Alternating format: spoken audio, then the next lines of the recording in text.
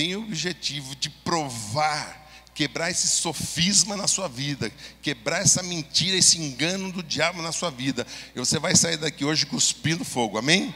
Glória a Deus, amém.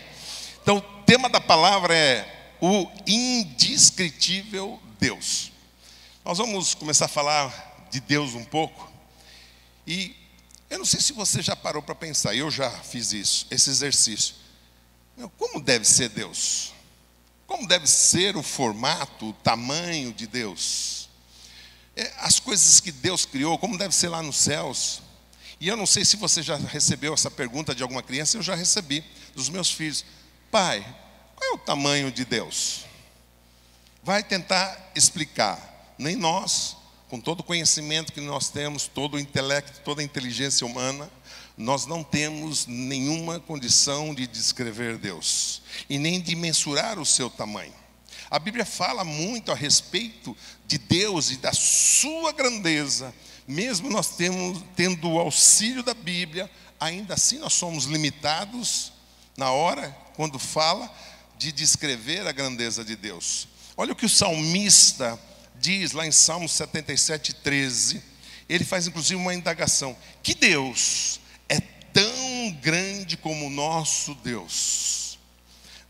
E aí a Bíblia fala de alguns atributos da grandeza de Deus. Deus faz grandes promessas. Ele chegou para Abraão em Gênesis 12, 2 e diz assim: Abraão, far-te-ei uma grande nação e abençoar-te-ei e engrandecerei o teu nome. Depois nós vemos em Mateus 5,12 aqui dizendo assim: porque grande é o vosso galardão nos céus. Vemos em seguida Êxodo 14, 31, Deus falando dos seus livramentos, que não são pequenos livramentos. Ele fala assim: e viu Israel a grande mão que o Senhor mostrara aos egípcios, e temeu o povo ao Senhor, e creu no Senhor e em Moisés seu servo. Deus, a Bíblia fala das suas grandes obras, Deuteronômio 11, 7. Porquanto os vossos olhos são os que viram toda a grande obra que fez o Senhor. Salmo 86, 13 fala da misericórdia de Deus, pois grande é a tua misericórdia. Mateus 9, 36 fala: porque vendo a multidão teve grande compaixão deles. Então nós poderíamos citar aqui centenas de outros versículos que fala da grandeza de Deus, das suas virtudes, da sua criação e de como Ele trata os seus filhos, com grande livramento, com grande misericórdia, com grande compaixão, com grandes bênçãos. O nosso Deus não é um Deus qualquer, é um Deus grande, e tudo que Ele faz é grandioso, é espetacular, é fora do padrão, nós falaríamos, é fora da curva, porque o nosso Deus é grande. E quanto a nós, você já parou para pensar o que nós representamos neste universo? O que somos nesse universo? Qual o nosso tamanho? Qual a nossa importância nesse universo para Deus? Em 1977, os Estados Unidos lançam uma espaçonave chamada Voyager, com um objetivo único, não tripulada por pessoas, mas por comandos, para tirar foto do sistema solar. 13 anos depois, em 1990, eles mandam um comando para a Voyager e diz: registre através de fotos todo o sistema solar e todos os planetas e mande essas fotos aqui para a Terra. E uma das fotos que chegou é essa que eu quero que você veja aqui. Tira o som, por favor. Essa foto foi tirada, apesar de estar escrito ali na legenda que saiu, foi tirada a 7 bilhões de quilômetros da Terra. A Voyager estava a 7 bilhões. Esses raios aqui que vocês estão vendo aqui, nessa foto que está um pouco mais ampliada, ela mostra um raio aqui. São raios solares refletidos na Voyager na hora de tirar a foto. E aqui, queridos, não sei se todos estão vendo uma bolinha branca. Estão vendo aí o pessoal do fundo? Aqui, uma bolinha branca. Esta partícula de pó é a terra onde eu e você moramos. Você consegue imaginar o tamanho de Deus? Você consegue? Isso foi em 1990. Você consegue imaginar nosso tamanho? Eu, quando vi isso, eu fiquei abismado. Eu falei, e outro detalhe, Voyager ia continuar o seu trajeto, não tinha parado, não tinha chegado ao fim, porque o universo não tem fim. Eu só sei que depois que eu vi essa imagem, isso mexeu comigo, e eu comecei a refletir e ainda tentar entender o tamanho de Deus. E não dá. Eu só sei que um Deus tão grande como o nosso Deus se fez tão pequeno por amor a mim e a você. Olha o que diz Filipenses 2,6. Na forma de Deus, não teve por usurpação ser igual a Deus, mas aniquilou-se a si mesmo, tornando-se na forma de servo, homem, fazendo-se semelhante aos homens, achado na forma de homem, humilhou-se a si mesmo, sendo obediente até a morte e morte de cruz. João 3,16. Porque Deus amou o mundo de tal maneira que deu seu Filho unigênito para que todo que nele crê não pereça, mas tenha a vida eterna. E tem pessoas que ainda duvidam do amor de Deus. Queridos, eu não vou usar essa palavra porque nós não somos, mas nós somos tão desprezíveis. Não é uma palavra desprezível, é uma coisa que é desprezada. Nós não somos desprezados, mas se você se comparar com Deus, com a grandeza de Deus, o que nós somos? Com os seus feitos, com as suas obras, com as suas maravilhas. Nosso Deus é o Deus dos milagres. O nosso Deus é o Deus do impossível. Nosso Deus é o Deus das grandes obras, dos grandes feitos. O nosso Deus, a Bíblia fala que é o Deus do abundante, do surpreendente, é o Deus do transbordante, é o Deus do mais, aliás, o Deus do muito mais. E muitas vezes nós não vemos isso na nossa vida por causa que não temos fé para ver esse Deus abundante, transbordante, bondoso, misericordioso. E é interessante a gente ver Deus agindo na vida dos homens. Eu já tive experiências como essa, de ver o agir de Deus. Em que momento? Quando eu cheguei naquele limite em que eu dizia, não dá mais, está consumado, é o fim, infelizmente está tudo terminado. É quando Deus age. Eu trabalhei 32 anos em banco, e nesses 32 anos eu fui acusado 2 vezes, em situações diferentes, de ter feito algo no banco, e não foi eu que fiz. Usaram minha senha, descobriram a minha senha, e eu estava para ser mandado embora uma vez, injustamente, e eu me lembro que eu, lá na minha casa, eu chorei, clamei ao Senhor, eu falei, amanhã eu estou na rua. E de repente no dia seguinte, quando eu tinha certeza que eu ia ser demitido, aqueles que vinham fazendo isso, tentaram fazer de novo e foram pegos e confessaram. Quando eu achei que era o meu último dia, o limite. Uma outra circunstância, uma pessoa tentou me subornar no banco. E aí, por eu não ter aceito o suborno, ele inventou uma história. E banco é assim, na dúvida se você fez ou não fez, se é verdade ou não é, eles te mandam embora. Principalmente quem está na linha, na ponta, que mexe com dinheiro. Eu chorei de novo na presença de Deus e falei, Deus, entrego essa situação nas tuas mãos porque eu não tenho o que fazer. E eu tinha certeza que no dia seguinte também eu estaria sendo envergonhado. E naquele dia, de novo, eu vi o livramento do Senhor nas minhas mãos. Não vou contar em detalhes para você, mas é interessante a gente observar que Deus age quando nós achamos que chegou no limite, no limiar, que não dá mais. Não foi assim com Daniel? Quando foi que Deus agiu na vida de Daniel? Foi antes dele ir para a cova dos leões ou quando ele estava dentro da cova dos leões?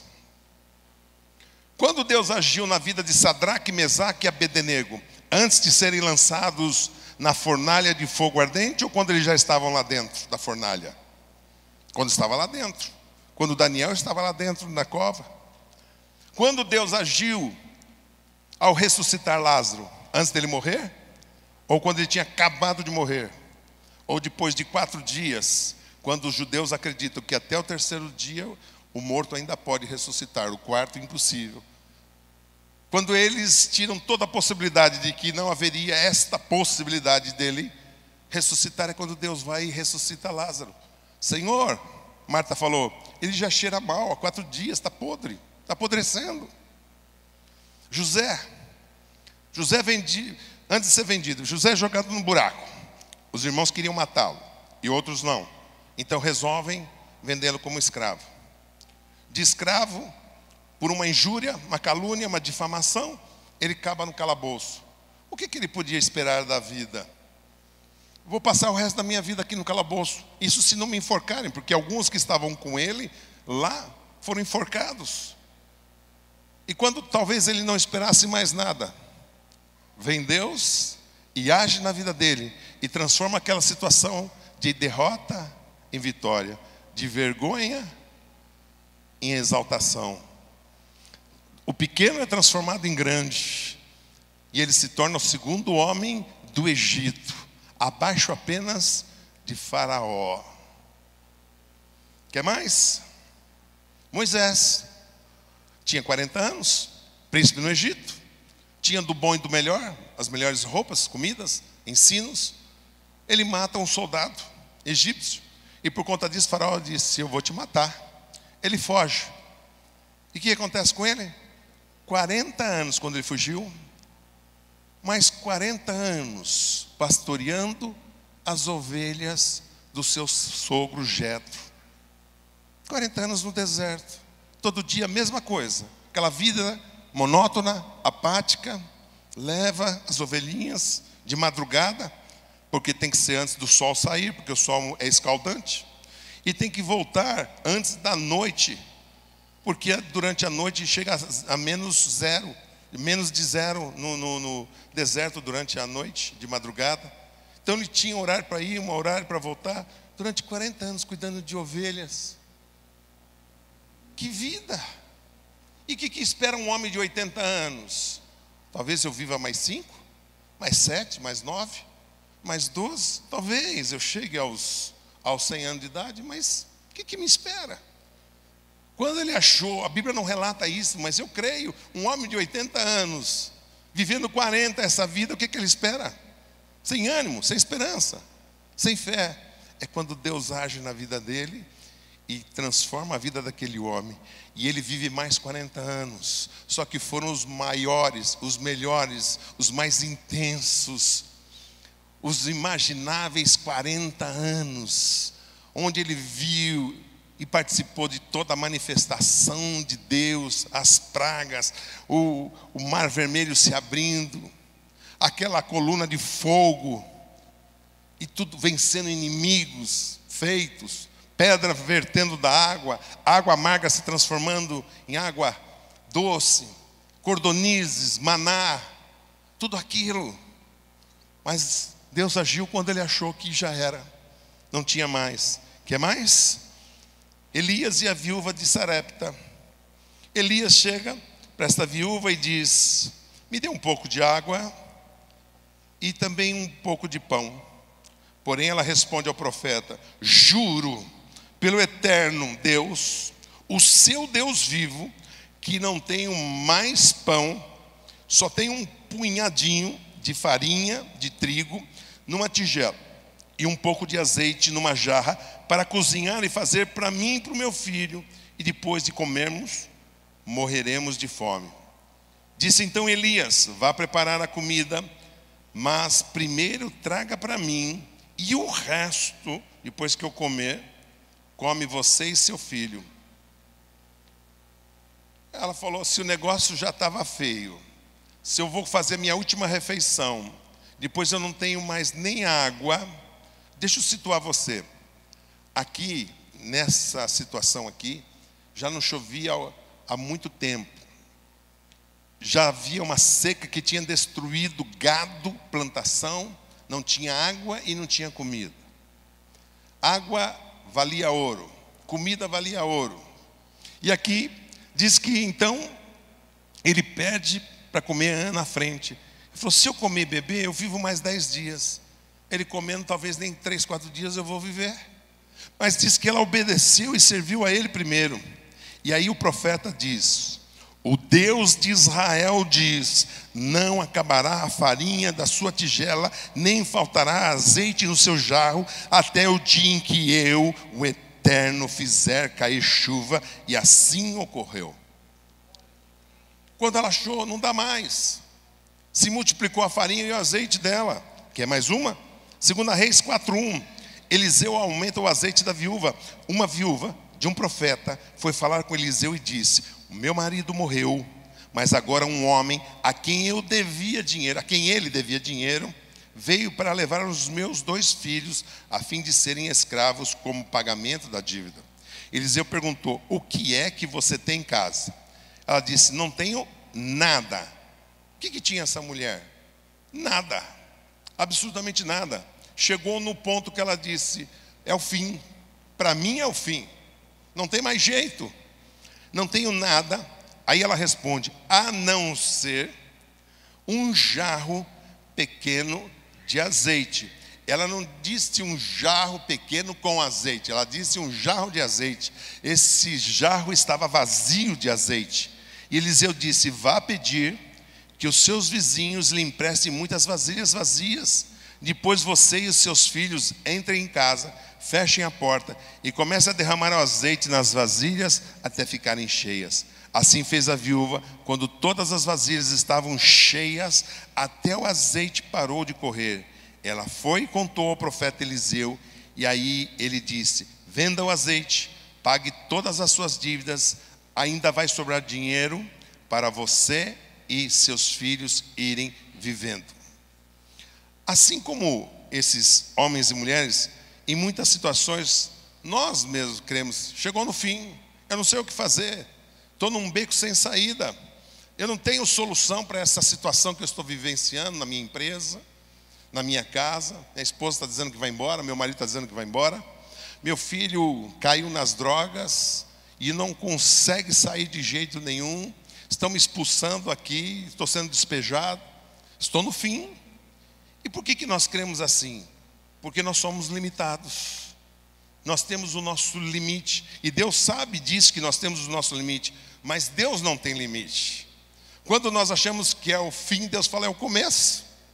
Quando nós falamos, Senhor, já era, Deus fala, não, não é, já era não, agora que você vai viver o melhor, não terminou, aliás é o começo de tudo. Eu ainda tenho muitas bênçãos para você, eu tenho muitas vitórias, eu tenho muitos presentes para te dar. Você tem um galardão para receber, não é só o galardão celestial não, tem um galardão, uma herança terrena, que eu quero que você receba e você desfrute aqui. Estou falando da sua faculdade, estou falando da sua casa própria, estou falando do seu emprego se você está desempregado, estou falando da tua empresa que está minguando, você está quase falindo, não consegue pagar as contas, estou falando disso. Mas para que você receba tudo isso, as bênçãos, as vitórias, as promessas que Deus tem para nós, Deus precisa agir. Mas Deus não age porque Ele está vendo que você tem uma necessidade. Deus não age, puxa, o Guilherme está numa situação difícil. Existem princípios da palavra de Deus que nós precisamos obedecer para que Deus possa agir. Um Deus, o nosso Deus, um Deus tão grande, ao ponto de nós não conseguirmos mensurar o seu tamanho, para agir na nossa vida, Ele nos pede uma coisa tão pequena, mas tão pequena. Olha o que diz em Lucas 17:6. Respondeu-lhes o Senhor Jesus: se tiverdes fé como um grão de mostarda, direis a esta moreira: arranca-te e seja lançada no mar, e assim sucederá. Deus nos pede uma coisa tão pequena: fé do tamanho de um grão de mostarda. Não sei se você já viu algum grão de mostarda. Eu já vi, eu tenho em casa um saquinho com vários grãos de mostarda. É menor que uma pulga, só para você ter uma ideia. Deus está pedindo para você: eu não quero uma grande fé de você. Não precisa ser uma grande fé para eu agir na sua vida. Basta uma fé do tamanho de uma mostarda, de um grão de mostarda. De repente você pode falar: pastor, a ministração estava indo muito bem até aqui. Agora você tocou num assunto que infelizmente não é comigo. Fé não é o meu território. E eu vou dizer para você que é assim, que sem fé é impossível agradar a Deus. Sem fé você não vai conquistar. Sem fé, a sua doença não vai se transformar em cura. Sem fé, o seu desemprego não vai se transformar em emprego. Sem fé, a sua empresa não vai sair do buraco, não vai prosperar. Sem fé, o seu marido não vai voltar para casa. Sem fé, a tua esposa não vai voltar para casa, ou vai se converter. Sem fé, o seu filho não vai sair das drogas. Sem fé, a sua tristeza não vai se transformar em alegria. O seu choro em paz, em gozo, em alegria. Sem fé, você não vai realizar seus sonhos. Sem fé, você não vai avançar muito. Talvez um avanço aqui, um avanço ali, mas não vai desfrutar de tudo aquilo que Deus tem para você. E Deus tem muitas coisas para você. Não é só para os filhinhos queridos. Deus não tem filhos queridos. Nada que você possa fazer vai fazer com que Deus ame mais. Entenda isso. E Hebreus 11:6 então fala: de fato, sem fé é impossível agradar a Deus, porquanto é necessário que aquele que se aproxima de Deus primeiro creia que Ele exista e que Ele é galardoador, ou seja, presenteador daqueles que buscam. Deixa eu falar algo para você. Você tem fé sim. Você só não sabe que você tem fé. Não sabendo que você não tem fé, você fala: eu não tenho fé. Então você tem fé e você acha que não tem fé. E por achar que você não tem fé, você não usa a sua fé. Não usando a sua fé, você não recebe suas bênçãos e suas vitórias. Mas o dia que você descobrir que você tem fé, você vai fazer uso dela. As suas bênçãos virão, as suas vitórias virão, a sua herança terrena virá. Posso ouvir um amém? Hoje eu tenho uma missão: provar para você, te convencer de que você tem fé sim. E eu tenho certeza que eu vou conseguir isso. Esse é o objetivo. Que o Espírito Santo me dê graça agora. O que diz a palavra em João 8,32? Conhecereis a verdade, e a verdade vos libertará. Tem muitas coisas que são crenças, sofismas, mentiras, enganos que estão conosco. E a gente precisa se libertar dessas crenças, sofismas e mentiras que o diabo quer que você continue acreditando, porque enquanto você continuar acreditando, você não avança, você não conquista e você não possui o melhor dessa terra. Mas na hora que é desvendado isso para você, você fala: meu Deus, eu tenho fé, eu vou conquistar, eu vou possuir o melhor dessa terra, eu vou avançar, isso é meu, eu vou voltar a sonhar. E aqui diz, Hebreus 11:1: ora, a fé é certeza de coisas que se esperam, convicção de fatos que não se veem. Então nós hoje vamos desmistificar, tirar esse engano, queridos. E muitas vezes nós achamos que porque oramos, as coisas automaticamente têm que acontecer. A palavra fala: quem pede recebe. Então eu vou orar e vou receber. E muitas vezes também acreditamos de forma errada que tem que ser assim, imediato. Deus, meu aluguel vence a semana que vem. Deus sabe que vence semana que vem. E você tem que orar, jejuar, esse é seu papel. Talvez Deus te responda um dia antes. Talvez Deus te responda no dia. E talvez seja como Sadraque, Mesaque e Abednego dentro da fornalha. Ou seja, um dia depois de vencido o aluguel, quando você disse: já era, vão me despejar. Então nós temos crenças a respeito disso. Achamos né, que oramos, jejuamos, tem que acontecer. E nós vamos conhecer algumas verdades hoje. 1 Reis 18:41. Deixa eu situar você nessa história. O profeta Elias, por causa de um rei chamado Acabe e sua esposa Jezabel, porque estavam cometendo pecados e pecados e pecados e pecados, Deus e o povo seguindo aos profetas de Baal, a grande maioria, ele falou assim: eu vou orar sobre esta terra para parar de chover.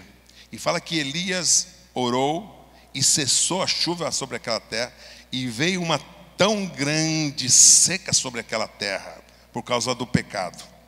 Depois de 3 anos sem chuva, muitos já tinham perdido gado, plantação, casa e esperança. Então Elias resolve orar para que volte a chover novamente. Então, depois que Elias tinha orado para aquela situação dos profetas, aquele confronto com os profetas de Baal, que desceu o fogo do céu e consumiu o holocausto, e que os profetas de Baal foram mortos, logo em seguida ele vai no Monte Carmelo e vai orar. Ele se ajoelha, chama seu moço e diz: moço, eu vou orar aqui. Você dá uma subida ali na direção do mar, olha para a direção do mar e diz o que você está vendo, volta e me relata. Então Elias ajoelhou, orou uma vez e parou de chover na terra, perfeito? Quando ele foi orar para voltar a chover, ele orou uma vez, o moço volta e traz o relato para ele: meu senhor, nada de chuva. Peraí, orou a segunda: meu senhor, nada de chuva. Terceira, quarta, quinta, e aí, moço? Nada de chuva, meu senhor. Orou a sexta, e aí? Nada, meu senhor. Sétima aí, então? Nada. Ele veio, o moço, e diz para Elias: a única coisa que eu vi diferente foi uma nuvem solitária, sozinha ali, em cima do mar. Parecia para mim do tamanho da mão de um homem. Perceba que não foi Elias que viu isso, foi o moço que viu e relata a Elias. Elias, diante disso, diz: eis o sinal de uma grande chuva que está vindo. Aplauda o Senhor Jesus.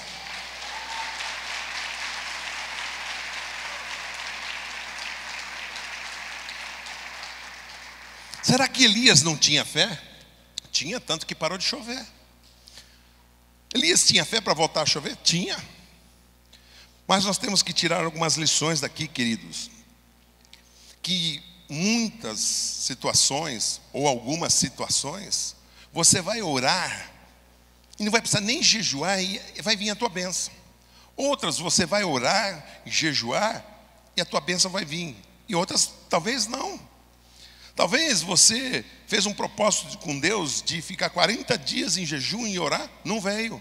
Aí você renovou e fez mais 40, não veio. Aí você fez mais um voto de 40, na terceira vez é que veio. Nós precisamos entender que o nosso tempo não é o tempo de Deus. Deus age da maneira dele e não da nossa maneira. Está claro isso para você?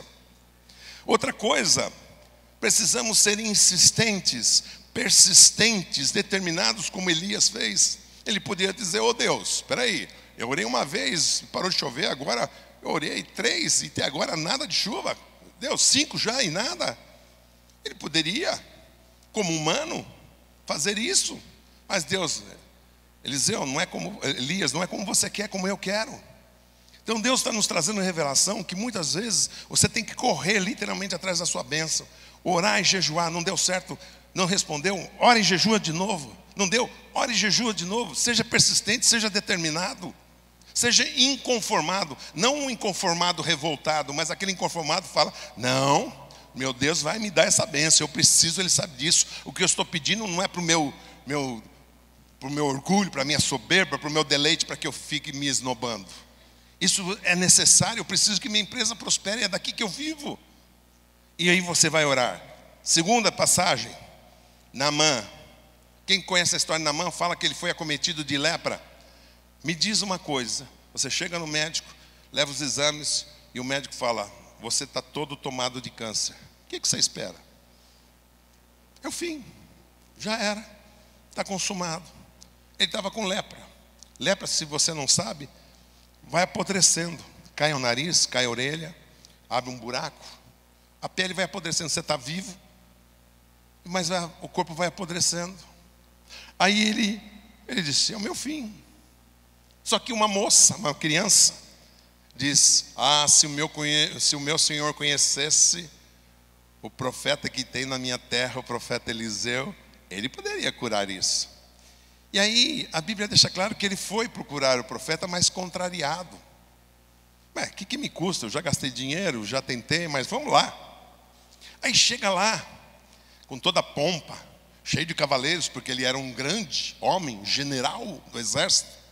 Ele esperava ser recebido pelo profeta Eliseu, mas o profeta Eliseu não o recebeu e mandou um recado pelo seu moço: o meu Senhor não pode te receber, e mandou você tomar banho. Foi isso mesmo. Falou: meu Senhor falou para você ir no Rio Jordão e mergulhar 7 vezes. E ele sai de lá indignado, voltando para sua terra. Ainda bem que ele estava cercado por 2 homens que eram fiéis a ele, amigos verdadeiros, conselheiros. Aliás, nós precisamos nos cercar dessas pessoas. Pessoas que nos amam, que nos querem o nosso bem. Não é aquele que dá risadinha por tudo que a gente faz ou fala, sempre nos apoia em tudo que a gente faz, mesmo quando nós estamos errados. E aqueles chegaram com toda a humildade: meu Senhor, o que lhe custa parar? Nós já estamos aqui no caminho, o rio está aí, ó. O que custa, meu Senhor? O Senhor se banhar 7 vezes, o máximo que pode acontecer é o Senhor se molhar, perder um pouco de tempo, mas o que custa? E diz que aquele tão general, Naamã, resolve, e eles se viram, claro, porque ele tinha vergonha da sua lepra, ele usava toda aquela vestimenta, aquelas armaduras para esconder a sua lepra. Ele vai no rio e então ele 7 vezes, não foi 1, 2, o profeta falou 7 vezes, para ver até onde ia a fé dele, para ver onde ia a insistência, a persistência, a determinação dele.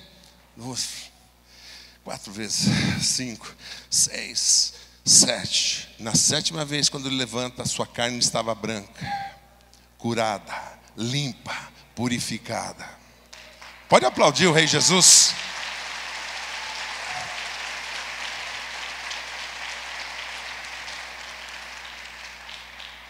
Cego. O que um cego pode esperar? Morrer cego. Nos dias de hoje nós temos tratamentos, tem transplante de córnea, mas nem todo problema se resolve com transplante de córnea. E naquela época não tinha transplante de córnea. E aí Jesus com seus discípulos entram num povoado de Betsaida. Algumas pessoas dizem que trouxeram esse cego para Jesus e pediram para que Jesus o tocasse. E diz que Jesus pegou pela mão desse cego e tirou ele para fora do povoado. Cuspiu e tocou nos olhos desse cego. E diz: abre os teus olhos e vê o que você está vendo. Ele disse: eu estou vendo tudo nuviado, nublado, tudo esbranquiçado. Parecem pessoas assim no formato de árvore, mas estão andando. É o que eu estou vendo. Peraí. Deixa eu orar de novo com você. E diz que Jesus então orou pela 2ª vez. Aí então que ele verdadeiramente começou a enxergar. Jesus pôs outra vez as mãos sobre os seus olhos. Desta vez o cego olhou firme e ficou curado. Aí começou a ver tudo muito bem. Você já parou para imaginar? Quem estava orando por ele era o próprio Deus que se fez homem. Na nossa cabeça isso não podia acontecer. É inimaginável Deus ter que orar 2 vezes. As coisas têm que acontecer de imediato, já. Por quê? Porque ele é o próprio Deus, o Deus do impossível. Mas Deus estava tratando algo com esse cego que a gente não sabe. Deus possivelmente queria ver até onde ia a fé daquele homem. Até onde, porque ele poderia: Deus, eu estou enxergando mais ou menos, tá bom. Para quem não enxergava nada, agora enxergar meio nublado, tá ótimo. Mas Deus tinha mais para ele. Lembra que eu disse para você que o nosso Deus é o Deus do mais? É o Deus do transbordante, do abundante, é o Deus do mais? Deus falou, você tá joia, você já consegue se locomover, mas não é isso que eu tenho para você, não é o plano que eu projetei para você. Eu quero que você receba a bênção completa. E aí nós vemos Deus orando por ele novamente, Deus, a forma de homem, Jesus, e ele recebe a sua bênção. Você conhece algum lugar mais desolador, deprimente e triste do que um cemitério? Eu não conheço, a não ser aquele lugar descrito na Bíblia, o Vale dos Ossos Secos, porque ali era um cemitério a céu aberto. Aqui a gente vai no cemitério, tem as casinhas, a gente não vê a carne podre, nem vê os ossos e nem sente o fedor. Mas aqui Deus leva o profeta Ezequiel no Vale dos Ossos Secos e diz assim: veio sobre mim a mão do Senhor e me levou pelo Espírito do Senhor e me deixou no meio de um vale que estava cheio de ossos, e me fez andar em redor deste vale e desses ossos, e eram muito numerosos na superfície do vale, estavam sequíssimos. Então me perguntou o filho do homem, filho do homem, acaso poderão viver estes ossos? Então respondi ao Senhor Deus: Senhor, tu o sabes. Para mim, é uma resposta de alguém que não quer se comprometer. Eu não quero falar nem não e nem sim. Deus, não tem jeito. Deus, se ainda tivesse uma carne aí, se fosse ontem que tivesse morrido, ou até 4, 5 dias, não, mas são ossos sequíssimos. Então ele não queria dizer não, mas também não queria dizer sim. Para mim é uma resposta de alguém que não queria se comprometer. Só que Deus continua com ele dizendo: profeta Ezequiel, profetiza sobre esses ossos e diz-lhes: ossos secos, ouvi a palavra do Senhor, assim diz o Senhor Deus a esses ossos: eis que farei entrar o Espírito em vós e vivereis, porei tendões sobre vós, farei crescer carne sobre vós estenderei pele, porei em vós o Espírito e vivereis, e sabereis que eu sou o Senhor. Então eu profetizei segundo o que me fora ordenado. Enquanto eu profetizava, houve um ruído, um barulho de ossos que batiam um no outro e se ajuntaram, cada osso ao seu osso. Deixa eu usar essa passagem de uma forma figurada. Tem pessoas que oram: Deus, eu estou cheio de problemas, cheio de necessidade. E aí a pessoa ora, jejua, de repente Deus resolve um problema seu, mas resolveu um pequeno problema seu. Os ossos apenas se ajuntaram. Deus fala: não é só isso que eu quero, só juntar os ossos. Eu quero fazer mais. Deus te tirou do aluguel e você pagava R$1.000 de aluguel, agora você está pagando 700. Você fala: glória a Deus. Mas Deus não quer que você pague aluguel, Deus quer que você tenha a sua casa própria. E talvez alguns se contente: os ossos já se ajuntaram, tá bom. Mas Deus disse: não, continue profetizando, continue orando. Então eu olhei e vi que se formou tendões sobre eles, cresceram carne, estendeu a pele sobre eles, mas não havia neles vida, fôlego de vida. Ou seja, tem gente que ainda vão mais à frente do que aqueles receberam uma bênção, pararam aqui. E tem outros que continuam avançando e conquistando, avançando e conquistando. Aqui o profeta começa a profetizar e começa a crescer os tendões, os nervos, os membros. Só que Deus fala: não é aqui que é para você parar, eu quero que você continue, eu tenho mais para fazer na sua vida, eu sou o Deus do abundante, do transbordante. Aí diz que então profetizou ao Espírito, profetizou o filho do homem aqui, profetizou o profeta e disse: vem dos 4 cantos, ventos, ó Espírito, e assopra sobre esses mortos para que vivam. Então profetizei como me ordenara Deus, e o Espírito entrou neles e viveram, e se puseram de pé um exército sobremodo numeroso. Pode aplaudir o Senhor Jesus.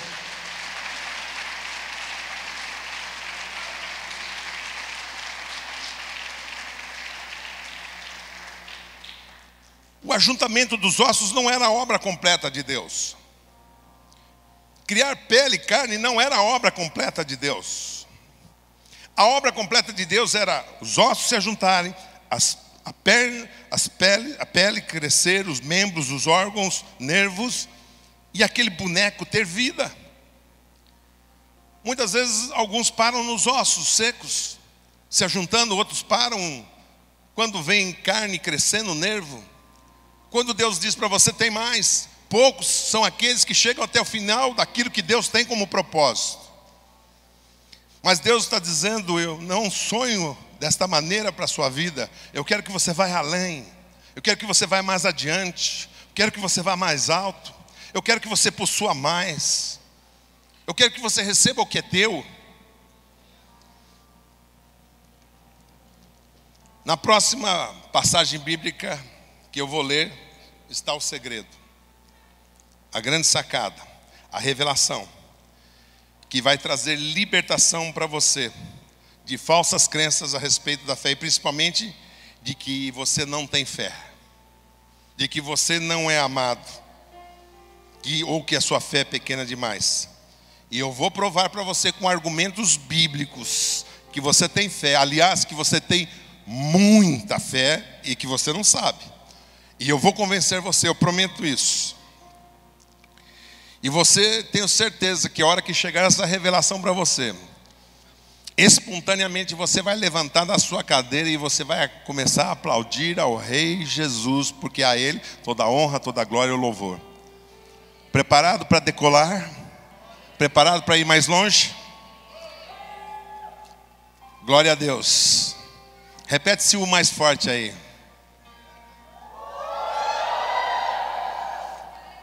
Deus, aleluia. João 20, 19, partindo para o final. Naquele mesmo domingo, deixa eu situar você. Jesus tinha sido morto, crucificado, sepultado. E aí os discípulos, naquele domingo, à tarde, os discípulos de Jesus estavam reunidos. Jesus não tinha ressurreto ainda. De portas trancadas, com medo dos líderes judeus. Então Jesus chegou, ficou no meio deles e disse: paz sejam convosco. Em seguida, lhe mostrou as suas mãos, o seu lado, onde havia sido furado. E eles ficaram muito alegres ao verem o Senhor. Então Jesus disse de novo: paz seja convosco. Assim como o Pai me enviou, eu também envio vocês. Depois soprou sobre eles e disse: recebam o Espírito Santo.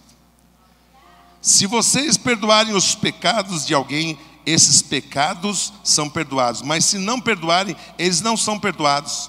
Acontece que Tomé, um dos discípulos, chamado de Dídimo ou o gêmeo, não estava presente entre eles quando Jesus se apresentou pela primeira vez. Então os outros discípulos disseram a Tomé: Tomé, nós vimos o Senhor, nós vimos suas mãos perfuradas, o seu lado perfurado.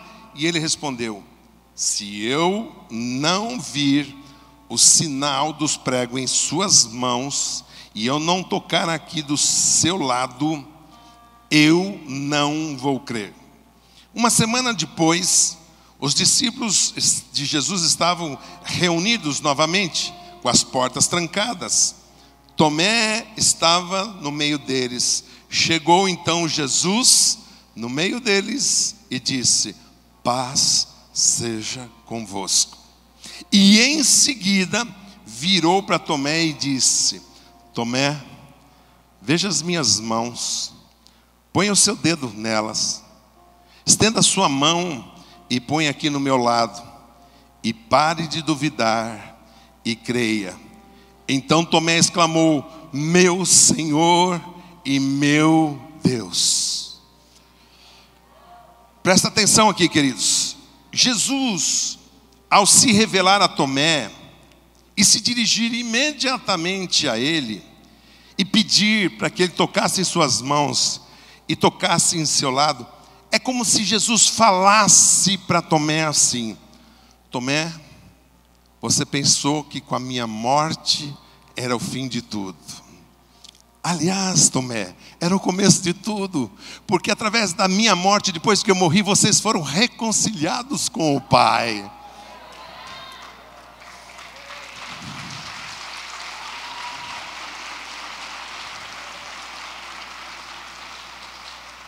Depois que eu morri, eu dei a vocês autoridade para pisarem serpentes e escorpiões e para vocês imporem as mãos sobre os enfermos e os curarem.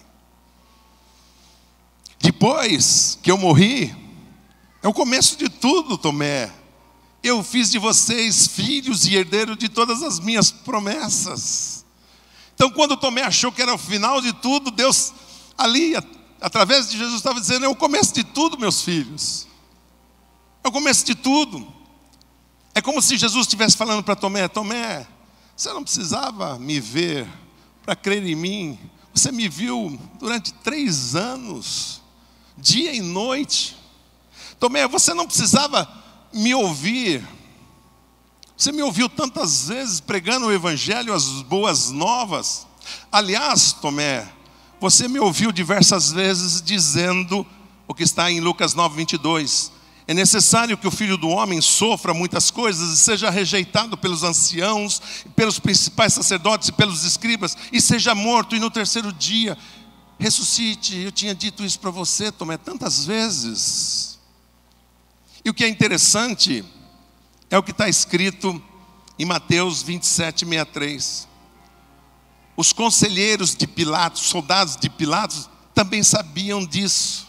Tanto que chegaram para ele e disseram: meu senhor Pilatos, recordamo-nos que aquele enganador, enquanto vivia, prometeu que passado 3 dias ressuscitaria. Quer dizer, até os soldados e os conselheiros de Pilatos sabiam. Tomé não poderia dizer: não lembro, Senhor, eu esqueci, nem sei se você falou. Mas Jesus diversas vezes falou: eu vou morrer, mas eu vou ressuscitar. É como se Jesus falasse para Tomé naquela hora: você não precisava tocar em mim para crer, porque você me tocou várias vezes, nós nos abraçamos várias vezes.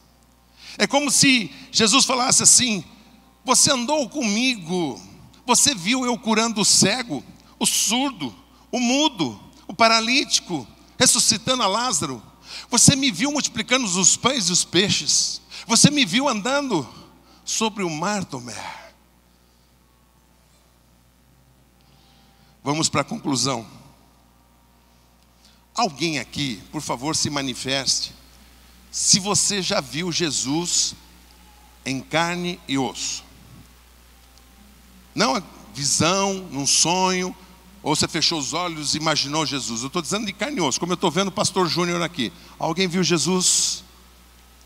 Pelo visto, não. Alguém aqui já ouviu a voz de Jesus, como você está ouvindo a minha? Não estou falando daquela voz no seu interior, no seu espírito. Alguém já ouviu a voz de Jesus? E do jeito que eu estou falando aqui para você, você ouviu? Tem alguém aqui que ouviu? Alguém aqui já tocou em Jesus em carne e osso? Não estou falando de um sonho, de uma visão. Estou falando de você ver Jesus e ter tocado nele. Alguém aqui já viu o próprio Jesus em carne e osso, curando um cego, um surdo, um mudo, um paralítico, andando sobre o mar? Alguém viu? Eu creio que não. Aonde eu quero chegar? Você recebeu Jesus como seu Senhor e Salvador e nunca ouviu, o tocou e muito menos viu seus milagres.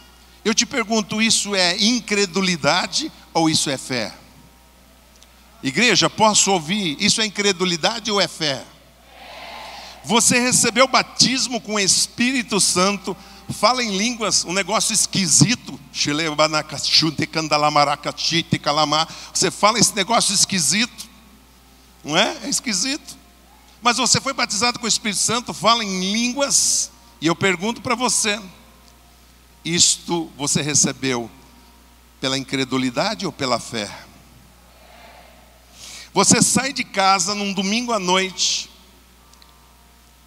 gasta tempo, condução, gasolina, pega carona, deixa de conviver com a família, com os amigos, deixa de assistir um programa de TV, deixa de sair, para vir aqui na igreja, ouvir alguém falando de alguém que viveu há 2000 anos atrás e que se diz que é o Filho de Deus, que é o enviado, que é o Messias, que é o Salvador, e você o aceita como seu Senhor e Salvador. Isso é incredulidade ou é fé? É incredulidade ou é fé? Partindo para o final, preste muita atenção. Os apóstolos de Jesus, incluindo Tomé, Pedro, João, Mateus, Marcos, viram Jesus, ouviram Jesus, tocaram em Jesus, andaram com Ele, viram todos os sinais, prodígios e maravilhas que Ele fez, multiplicação dos pães e peixes, andar sobre o mar, curas, e ainda assim duvidaram que Jesus tinha sido ressurreto. Olha o que diz Mateus 28:17. Talvez você nunca leu esse versículo, ou talvez já leu, mas eu me espantei quando eu li.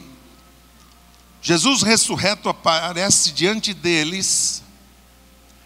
Assim que o viram, está escrito em Mateus 28:17, se prostraram diante dele e o adoraram, mas alguns ficaram em dúvida. Mesmo Jesus, depois de ressurreto, de ter aparecido para eles, ter mostrado a mão, mostrado o lado, vendo que Jesus tinha sido crucificado, morto, sepultado, alguns veem Jesus ressurreto e ainda ficam em dúvida. Mas eu e você, nós não vimos Jesus, não tocamos em Jesus, não ouvimos Jesus, e nem vimos Jesus operando nenhum milagre em carne e osso. Percebe a nossa diferença em relação aos apóstolos de Jesus? Sabe aonde eu quero chegar? Que eu e você temos fé, mas muito mais fé do que Tomé e os próprios discípulos de Jesus que conviveram com Ele e viram todas essas coisas. Se eu te convenci de que você tem fé, o que você está esperando para ficar de pé e aplaudir o Rei Jesus? Só isso?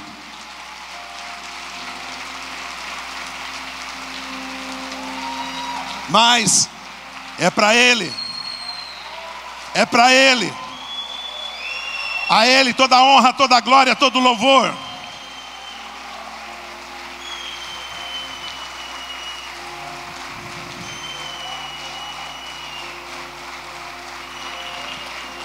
Você tem fé sim, você tem fé sim, e você tem muita fé. A tua fé é maior do que um grão de mostarda. Deus te chamou para possuir o melhor desta terra. Deus te chamou para você herdar as tuas promessas. Deus te chamou para ir além, para ir além, para ir além, para receber mais. Deus quer que o teu cálice não fique cheio, Ele quer que o seu cálice transborde, teu cálice transborde. É isso, esse é o Deus do mais, esse é o Deus que nos surpreende. Queridos, eu estou que nem Elias, eu estou ouvindo um barulho, não sei se você está ouvindo, eu estou ouvindo um barulho de uma grande chuva, de bênçãos que está vindo. Eu estou ouvindo. Elias não viu a chuva, mas ele disse: eis o sinal de uma grande chuva que está vindo. Eis o sinal da grande bênção que está vindo sobre você. Olha aí, chegou, a tua bênção chegou, a tua vitória chegou, a tua bênção chegou. A Bíblia fala: quem bate, abre a porta. Está dizendo, quem vai até a presença de Deus, quem pede, recebe. Começa a pedir a tua bênção, começa a pedir a tua vitória, começa a pedir aquilo que é o teu sonho, começa a pedir aquilo que é a tua necessidade. Pede a tua cura, pede a tua libertação, pede para que seja quebrado toda maldição na sua vida. Vem agora, Senhor, em nome de Jesus. Pai, derrama chuvas de bênção sobre o teu povo, sobre a tua igreja, chuva abundante, mais, Senhor. Oh Deus, que o enfermo saia daqui curado hoje.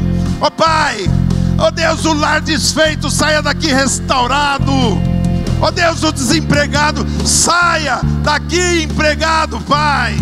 Aquele aumento que está preso, libere, Senhor. Aquela ação na justiça, libere, Senhor.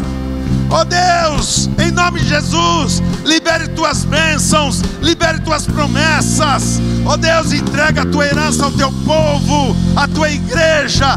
Deus, o Senhor é o Deus do mais, o Deus do abundante, e nós temos fé para receber aquilo que é nosso, as nossas promessas, o nosso galardão. Mais, começa a pedir ao Senhor mais, Senhor, mais, Senhor, mais, Senhor, mais. Eu quero ir além,